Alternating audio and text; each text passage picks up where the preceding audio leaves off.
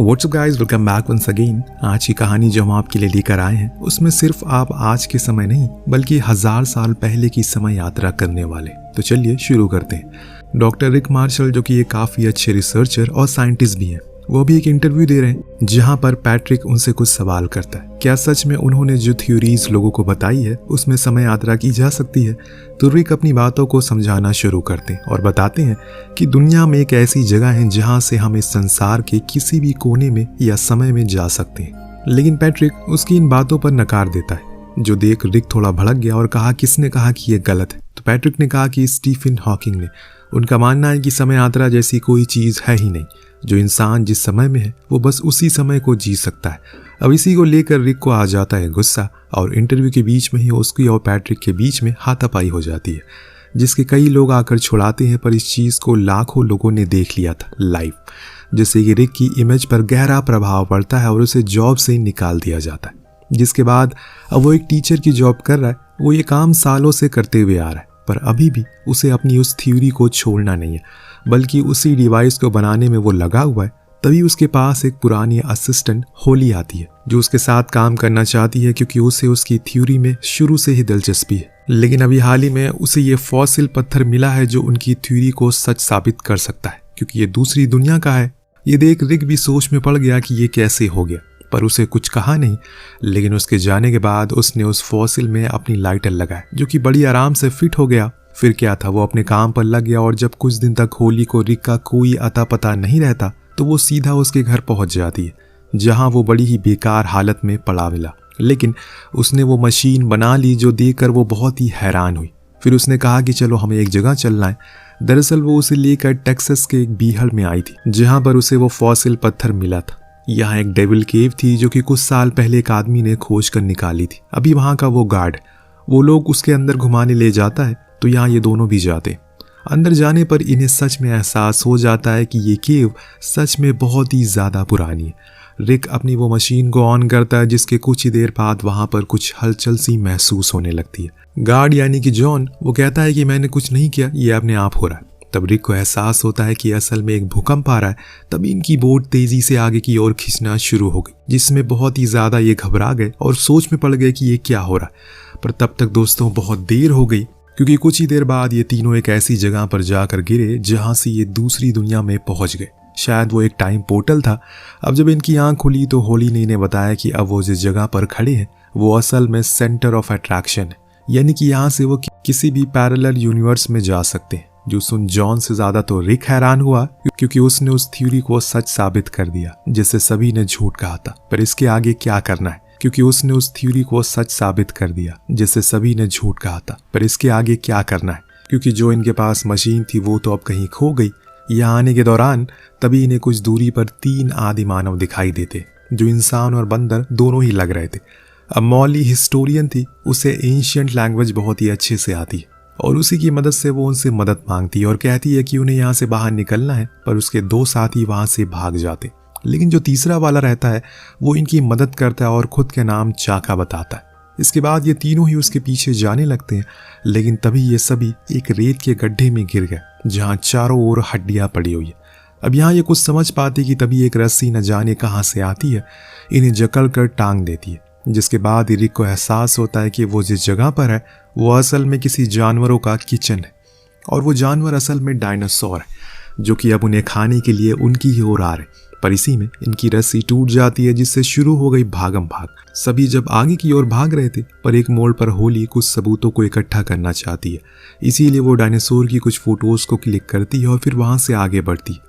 इन्हें एक narrow bridge पार करना है, जिसे ये तो आसानी से पार कर लेते हैं, लेकिन वो डायनासोर पार नहीं कर पाते और वहां से जाने लगते हैं। जो देख रिक उसका मजाक बनाते हुए कहता है कि इसका दिमाग तो मूंगफली से भी छोटा है, पर शरीर ही बड़ा है बस। जो न जाने दोस्तों कैसे वो डायनासोर समझ लेता और गुस्से में आकर वहां से छलांग मारकर इनकी तरफ आ गया।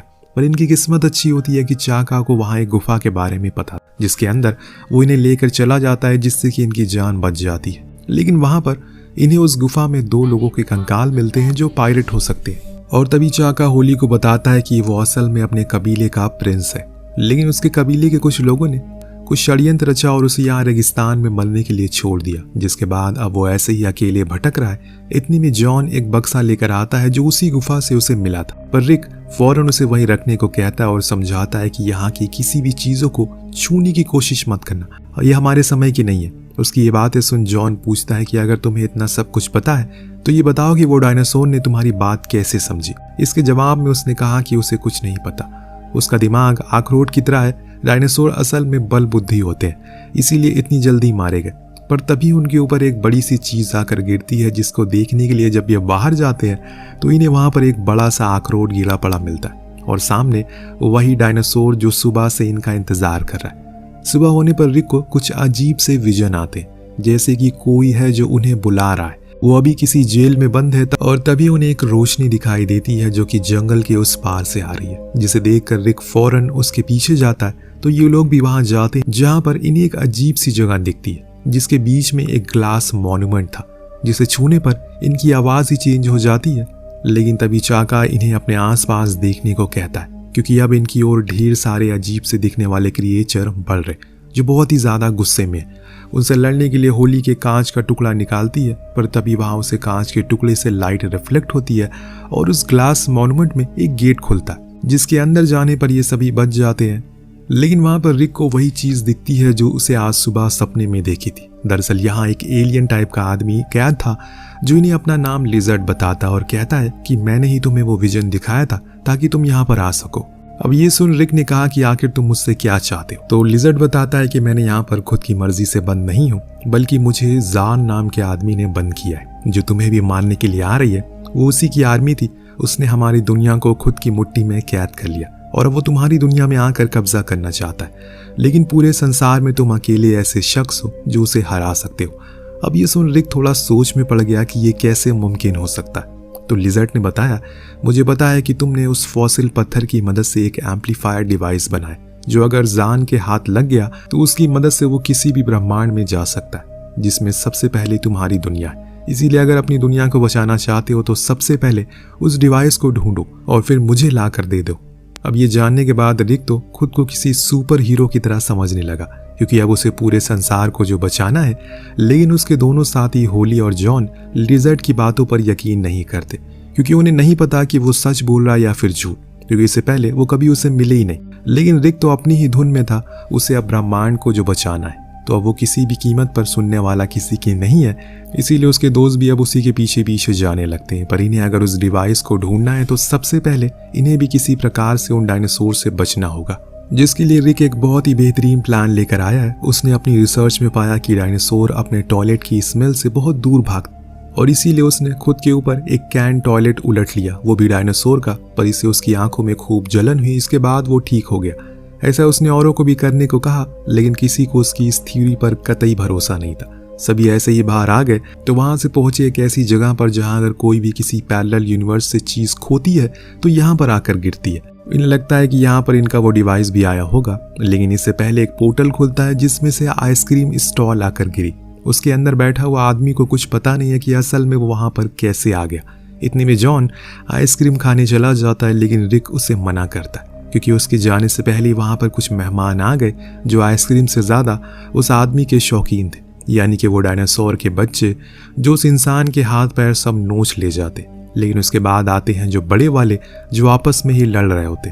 तब रिक होली से कहता है कि घबराने की जरूरत नहीं है, क्योंकि वो हम पर हमला नहीं करेंगे, क्योंकि डायनासोर खाने के अलावा कुछ और सोचते ही नहीं है। अब न जाने कैसे, लेकिन फिर से उन दोनों की बातों को वो सुन लेते और अब उनके पीछे पड़ जाते हैं। सभी चार अलग अलग डायरेक्शन में भागते ताकि वो दोनों इन्हें पकड़ ना सकें, लेकिन फिर भी वो इन्हें पकड़ ही लेते हैं। इधर रिक के पीछे उसके बच्चे पड़े हुए थे जो वहां पर पड़ी चीजों को खा रहे थे। उसी में रिक को लिक्विड नाइट्रोजन का सिलेंडर मिल जाता है, जिसको देख उसके दिमाग में एक आइडिया आता है। वो अपने साथियों को आवाज लगाकर इकट्ठा होने को कहता है ताकि वो बड़ा वाला डायनासोर इनके पीछे आ सके। वो जैसे ही मुंह खोले, ये उस सिलेंडर को उसके मुंह में फेंक दे, जिसके लिए पूरा प्लान बना लेते हैं। और बूम, सिलेंडर जाते ही वो डायनासोर फ्रीज होकर फट जाता है। उसके तो परखच्चे उड़ गए। यह हमें पता चलता है कि उसी ने उनके उस डिवाइस को खाया था। उसके पेट से वो बाहर आता है, लेकिन इससे पहले कि वो उसे हासिल कर सके, एक बड़ी सी चिड़िया आकर उसे अपने साथ ले जाती, यानी कि हाथ में आए लेकिन मुंह में नहीं आए। अब कहानी इसी तरह आगे बढ़ती है, क्योंकि अभी तो ये सिलसिला यूं ही चलता रहेगा। देखते हैं कि कब क्या अपने मकसद में कामयाब हो पाते हैं या नहीं। खैर अब ये सभी फिर से उसी केव में चले गए जहाँ पर इन्होंने कल वाली रात गुजारी थी। अब यहाँ पर ये लोग कुछ बातें कर रहे होते हैं जिसमें चाका इन्हें बताता है कि अगर सब कुछ ठीक हो गया तो वो अपने कबीले में वापस चला जाएगा क्योंकि वहां पर जान का कब्जा नहीं है।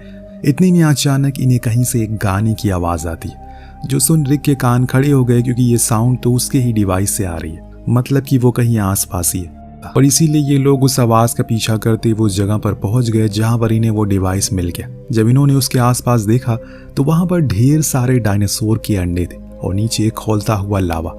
लेकिन फिर भी रिक जैसे तैसे करके उस जगह तक पहुंच गया और उसने उस एम्पलीफायर को उठा लिया, पर तभी वो म्यूजिक बंद हो गया जिससे कि एक एक करके वो सभी अंडे फूटने लगे। जितने भी बच्चे थे सभी के सभी बाहर आ गए। तब रिक को समझ आया कि जरूर ये गाने को सुनकर सो रहे थे, इसीलिए उसे गाना शुरू कर दिया जिसमें चाका ने भी उसकी मदद की। लेकिन उसकी मधुर आवाज को सुनकर ये सभी हैरान थे, पर जैसे ही इन्हें वो डिवाइस मिल जाता जिसे पाकर ये काफी खुश थे। इस दौरान चाका उन्हें एक बढ़िया सा फल ला कर देता है जिसे खाकर ये तीनों नशे में खो जाते। पर वहां होली को फिर से वही ग्लास मॉन्यूमेंट दिखता है जिसके अंदर जाने पर उसे चारों ओर बस खंडर ही दिखाई देता है। तभी उसे खुद के सामने एक होलोग्राम दिखाई देता है जिसमें यह शो हो रहा था कि लिजर्ट ने जान को मार दिया, यानी कि जो वो सोच रही थी वो सच था। लिजर्ट ही असली धोखेबाज निकला, वो ही उसकी दुनिया पर कब्जा करना चाह रहा है, इसीलिए जान ने उसे यहाँ पर कैद कर दिया। जो देख वो वहां से भागने लगी, लेकिन इतने में ही लिजर्ट के लोग आकर उसे पकड़ लेते। पर यहाँ उसके साथियों को कुछ भी अता पता नहीं है, वो तो मजे में खाना खा रहे। लेकिन जब इन्हें अगले दिन होश आता है तो कहीं भी होली नजर नहीं आती। इन्हें एहसास होता है कि कुछ तो गड़बड़ है और ये भी उसी मॉन्यूमेंट के अंदर घुसते हैं जहाँ पर इन्हें होली उबलते हुए लावा के ऊपर टंगी हुई दिखाई देती है। तभी इन्हें लिजर्ट भी दिख जाता है जिससे कि रिक को सब कुछ समझ आ गया। जो कुछ भी अभी तक हुआ उसने उसके साथ धोखा दिया, असल में सच्चाई उसके एकदम पलट थी।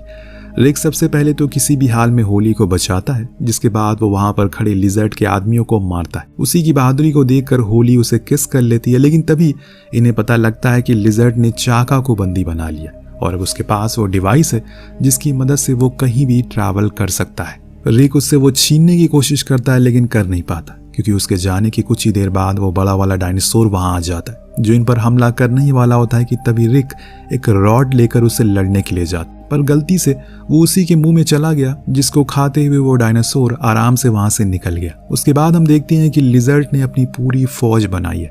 तो पहले तो वो होली को बंदी बना लेता है, पर अब जॉन और चाका लड़ने का फैसला करते हैं क्योंकि ऐसे हाथ पर हाथ रखे हुए कुछ हो नहीं सकता।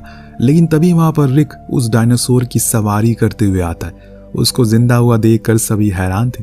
उसने बताया कि वो जानवरों से बात कर सकता है, यही वजह है कि वो अब इस डायनासोर का काफी अच्छा दोस्त बन गया जो कि पूरी आर्मी को खत्म कर डालता है। इसके बाद तो ये लोग उस प्रिजन में जाते हैं जहां पर लिजर्ट ने अपना काम शुरू कर दिया था, पर जॉन उसे पकड़कर बहुत मारता और फिर उसी डिवाइस से अपनी दुनिया का पोर्टल खोल लेता। लेकिन विल ने जाने से इनकार कर दिया क्योंकि वो अभी यहीं पर चाका के साथ रहना चाहता है। तो ये दोनों उसे छोड़कर वापस वही डेविल केव में आ जाते हैं और एक दूसरे से अपने प्यार का इजहार करते हैं। तो वहीं चाका अपने कबीले के पास पहुंच गया जहां पर सभी लड़कियां उसकी सेवा के लिए भागते हुए आई। लेकिन जब उन्होंने जॉन को देखा तो उसकी ओर भाग गई, यानी कि अब यहाँ पर भी रेसिज्म आ गया। खैर अब डॉक्टर रिक फिर से अपनी थ्योरी के लिए मशहूर हो गए। इस बारी उनके पास कुछ पक्के सबूत भी थे और इसीलिए वो फिर से पैट्रिक के पास पहुंचते हैं और सभी के सामने उसकी बहुत बेइज्जती करते हैं जैसे उसने उसकी की थी। इसी के साथ ये कहानी यहीं पर खत्म हो जाती है। वेल आपको क्या लगता है कि क्या टाइम ट्रैवल करना पॉसिबल हो सकता है? क्या हम किसी भी समय में जा सकते हैं? क्या फिर हम भविष्य काल में या फिर भूतकाल में जा सकते हैं? नीचे कमेंट करके जरूर बताएगा। मिलते हैं अगली वीडियो में। Thank you so much watching. Peace out.